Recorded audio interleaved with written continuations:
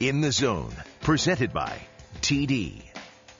It's another edition of In the Zone, presented by TD, here in the TD Comfort Zone. Ben Ennis and Mike Wilner. And Mike, let's talk about the news of the day. Luckily, we have some big breaking news from the Blue Jays. Eric Thames sent down. Mike McCoy called back up. I shouldn't say called back up. First time this season, but he's the yo-yo of this team. But Eric Thames, he wasn't exactly tearing the cover off the ball, but it's surprising. It is surprising. You know what? And it's funny. We could have done this any of the last 4 days and had roster moves to talk about. They've been going nuts with a 25-man with good reason. This was because Yunel Escobar and Kelly Johnson are both hurt, and they don't want to use Brett Laurie at shortstop again if an emergency comes up. So they needed some middle infield depth. They continue to feel as though they need 8 relievers, so you need a guy like a Mike McCoy. And Eric Thames, I mean, I know that talking to people on Twitter and something, they're saying, how can you be surprised he wasn't hitting? He hit 5th in the lineup last night, so yeah, you're surprised that he's going down to AAA.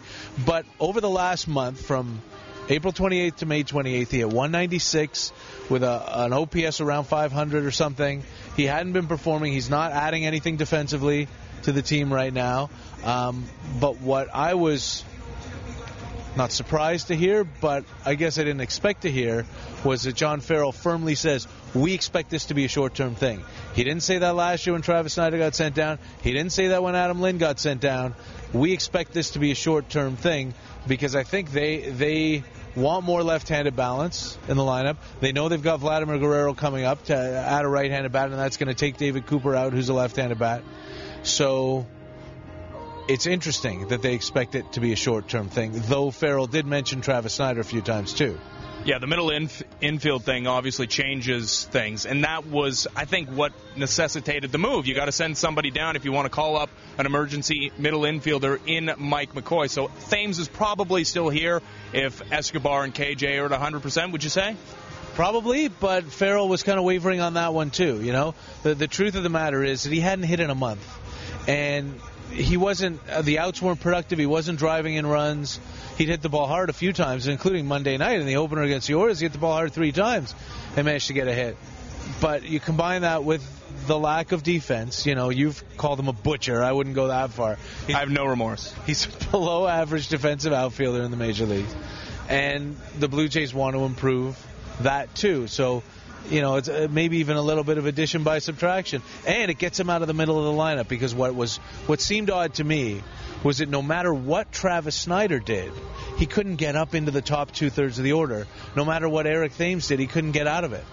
Yeah, very bizarre. There's a couple of guys, and you talk about Eric Thames' demotion being a short time, or not a long-term thing, like maybe he's not going to be down there the rest of the season, but it's also been said about Yan Gomes. That's what they said when they sent Yan Gomes down, that he would be back soon enough. And we've got interleague play coming up, so you're going to need a bigger bench then. Certainly won't be going with an 8-man bullpen when you're playing in National League ballparks. But Yan Gomes is coming back at some point. Eric Thames is supposedly coming back at some point. We heard John Farrell this before the game today, which we're talking on Tuesday before the middle game of this 3-game set against the Orioles, talk about the fact that Travis Snyder's name would obviously be in the mix if he were healthy, which he's not. Can't fit all these guys on the roster. And then you got Vladdy coming back. What's going on? You can't fit all these guys on the roster, you're right. But you don't need 3 long relievers, which they have now in Chavez, Laffey, and Villanueva. So one of them is going to go. I expect Aaron Laffey to get farmed out maybe even after tonight's game, if not after the game on Wednesday, assuming Romero and Morrow can get through a decent amount of innings. So that opens up one spot. Guerrero is coming, no question, and one of those other guys is coming, Gomes or Thames. It's going to be very difficult to bring them all up, because you see right now Laffey, Cooper, and McCoy as the guys who could go down. So that's 3 spots when interleague comes around, which maybe means Gomes is the guy who comes up when interleague comes around. You keep Rajay out there in left field. You add that defensive element. You add the speed game that they love in the National League. And Thames comes back after they get back from interleague play. Yeah, you mentioned Rajay. Now he's really got to play every day, unless you want to put Mike McCoy out there. But I guess this is a chance for the Blue Jays to see what Rajay can do on an everyday basis. Look, when he came here, he was a .280 career hitter. Wasn't a guy who walked a lot, but he had a high batting average. I'm assuming I don't know what his line drive rate or his BABIP was. Why don't you know that? You should have all that memorized. I should. I'm sorry. In his Oakland and San Francisco days, I don't. But he came here as a legit big league hitter, and he wasn't a legit big league hitter last year, except against left-handed pitching. He hasn't been this year, except against left-handed pitching. He adds a dimension of defense and he adds a dimension of speed, but he's got to be able to hit righties. He hit those 2 home runs, and he hasn't gotten a hit since. Only 14 at bats, but I mean, he struck out 3 times the next day, and his memories of the first Alex Gonzalez, if you remember, the shortstop, the guy who came up around Sean Green and Carlos Delgado, not the one they traded for Escobar, but Alex Gonzalez would hit a home run and get in his head that he was a power hitter, and then not get another hit for a month and strike out 80 times, and that can't happen with Rajai. His swing was starting to come around, and now he's throwing the bat at the slider on the outside corner again, and if he can turn that around and get back to a point where he's contributing. Remember, they've had no contribution from left field for an entire month on this team, so it'd be helpful. Certainly seems like they're getting some production out of center field right now, the way Colby Rasmus is swinging the bat finally, although he had a stretch early in the season when he was doing that as well. But the starting pitching, we talked about it a couple times on this podcast. Early, it was the only thing that was really clicking. Now it's not, but maybe it's back to clicking again after Drew Hutchison's start in the opener of this series. I didn't know he could throw 95, and we're going to hear from him in just a second. Apparently he can throw 95, and John Farrell says that changes the type of pitcher that he is when he's throwing that hard. Yeah, it does, and I don't know what you and Drew talked about because you just stealthily did the interview while I was still up in the broadcast. We talked about you. I'm pretty sure you did, and you didn't. Spoiler alert: they didn't talk about his hair at all. I know that. But John Farrell said he didn't know Drew Hutchison could throw 95 either until last night. And he said he thinks Hutch learned something about himself, and he thinks that maybe his poor start, the outing before against Tampa Bay, kind of led to his competitorness figuring out how to do something new with his lower body. He didn't come out of his delivery, but he was getting more power from his lower half that was making the fastball grade to 95. It wasn't a fast gun. It was a legit 95, and that is a game changer because all of a sudden, you get those couple extra miles. We saw what losing him did to Brett Cecil. We saw what gaining him did to Jesse Litch out of the bullpen last year. That's a major, major thing. And in the overall, too, Hutchison, in 3 of his last 4 starts, has gone at least 6 innings and given up 1 run or less. So for a 21-year-old, things seem to really be coming around for him. And that was a start that this entire team needed. They had the 3 starting pitchers combined to throw 9 1/3 innings in 3 games in Texas, which is ridiculous. They needed an awesome start, and he delivered it. And that says something about the kid. And he's starting to come around. He's starting to become a household name because he's appearing on this video podcast. Drew Hutchison improves to 4-2. Here is my conversation with him. Here with Drew Hutchison. And Drew, let's talk about your start yesterday. I don't know if I knew you could light up the radar gun like you were doing. 95. Did you know you had it in you to throw that hard? I mean, is that something that you knew you had the ability to do, just hadn't done in the majors yet? I was just I found my release point yesterday, got into slot real nice and got into a rhythm, which definitely helped, and just kind of let it go and just went out there and was really just trying to give us a chance to win. Well, John Farrell talked about the fact that when you're throwing that hard, it kind of changes the type of pitcher that you are. Did you feel that way as well? I mean, a little bit. There's more room for error, I guess you could say. Like I said, I was really just pitching. I wasn't worried about it. Wasn't trying to. I was just letting it go. Now, I mean, does that just happen? You just feel good one day, or did you have Wheaties for breakfast? What allows you to have a couple extra miles an hour on your fastball? I threw more 4-seamers last night than 2-seamers, which definitely had something to do with it. And like I said, I was able to find my release point, get in the slot, and when you're in a good rhythm, everything's coming out good, and you're able to just let it go. Had a couple of good starts. Your last couple of 2 out of the last 3 times out. Is your phone still blowing up after every start? Are you feeling a little more comfortable as a major leaguer? I mean, you're just an A-ball last year, but you're starting to feel more comfortable as a Blue Jay? Yeah, I think you could say a little bit. They're good comfortable. You never want to get too comfortable because there's no guarantees, But I had a bad start last time out, and I was really excited for the opportunity to get out there last night and get out there again.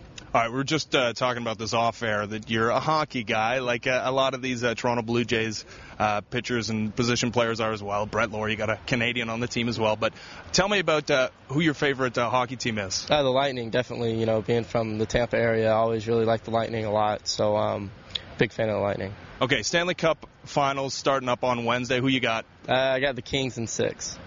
Why do you have the Kings in 6? They're just a good team. I think they're on fire right now. The way they're playing, I think they'll definitely win it. All right, so you're from the Tampa area, and you're a Lightning fan. Obviously, it's not the biggest hockey area in the world, and in Toronto, the hockey hotbed of the world, probably. I mean, have you always been a hockey fan, or you just kind of had to say that you're a Lightning fan now that you're in Toronto? You actually go to the game? Yes, I've gone to a lot of games. I actually went to a lot of the Eastern Conference Final games the year the Lightning won the Cup, and I actually played roller hockey when I was real young. So I guess you could say I'm not just saying it. So. Okay, what kind of roller hockey player were you? Were you an offensive threat? Were you a playmaker? You like to distribute? I was really young, but I was a pretty good goal scorer. Did you ever play goalie? No. See, I never played goalie either. I don't know why. I mean, did you ever catch it? That seems like a lot of work. You put on the equipment. It doesn't seem like fun at all. I caught a little bit when I was younger in baseball, but I stuck to forward. I was only 9, so maybe younger than that, but it was more fun than anything. All right, roller hockey. You must have gotten into hockey, or maybe you didn't. I'm assuming the movie Mighty Ducks had some sort of influence on your getting into hockey a little bit. Definitely. My older cousin played, so naturally I wanted to play because he played, so that's where that came from. What about ice skates? Do you know how to skate? Not very well. I mean, I can skate a little bit. You know, I've done it a few times, but not any good. Now that you're a big time major league pitcher, have you had a chance to meet some of those guys, those Lightning guys, and some of the great Lightning players of the past, like Dave Andreychuk, any of those guys? I've never met any of those guys. I've met a couple of guys that have come into our clubhouse with other guys. It was pretty neat meeting some of those guys. Drew, thanks a lot for this. Appreciate it. Thanks. So there you go. Fine young man, Drew Hutchison. His inaugural appearance on In the Zone presented by TD did a pretty good job as well, and didn't even realize he was such a big hockey fan. Mike, let's before we go, got to talk about your fine radio program, the Blue Jays Talk that you do on Sportsnet 590, The Fan. And you had one of the best callers maybe of all time last week. Maybe tell us about it. Yeah, it's funny that, as time goes by, I think more and more that the guy was doing it on purpose. And so I don't know about giving him the spotlight, but the caller was Robert from Scarborough, and he presented himself as a baseball god, follows all the teams, knows all the stuff, and his opinions are not to be trifled with. And and interestingly enough, he had spoken to one of our producers in the Sportsnet 590 The Fan bullpen for like 10 minutes before, not this call screener, but he'd called in to just talk the guy's ear off and said the same stuff about being a baseball god. And the lovely and talented Joe Cy Chilio was producing our program that night, and he said to me, as soon as the guy says, I'm a baseball god, I'm putting him on. And so I'm pretty sure he was putting us on, but he was nice about it, and he never broke character, and he was funny enough, and I had a good time. But, I mean, he was talking about how the Blue Jays, I can't remember what he called Alex, but he didn't get that right either. But Anthopoulos is a tough name, though. In general, yeah. He started off by getting my name wrong, which should have been a bit of a hint, especially after he started talking about Gino Gonzalez and P.J. Wilson and Mark Burley, that right-hander from the Cubs. And that was the point. I just had to, I let him go for a while, and we actually talked back and forth for a little while. But, I mean, for someone to present themselves as believing that they're an authoritative whatever, that they know what they're talking about, and then completely not know what they're talking about. I don't know if it was kind of trying to poke fun at some of the people who do call regularly, if he was just having a good time, or if he legitimately was just so completely out of left field. But that was a fun 3.5 minutes on the radio. Yeah, it's always fun listening to Mike on the radio, and if you don't get a chance to watch the games on Sportsnet, make sure you check them out on Sportsnet 590, The Fan. Jerry, Allen, and Mike got you covered as well. That's Mike Wilner. I'm Ben Ennis. Hope you enjoyed it. We'll see you next week.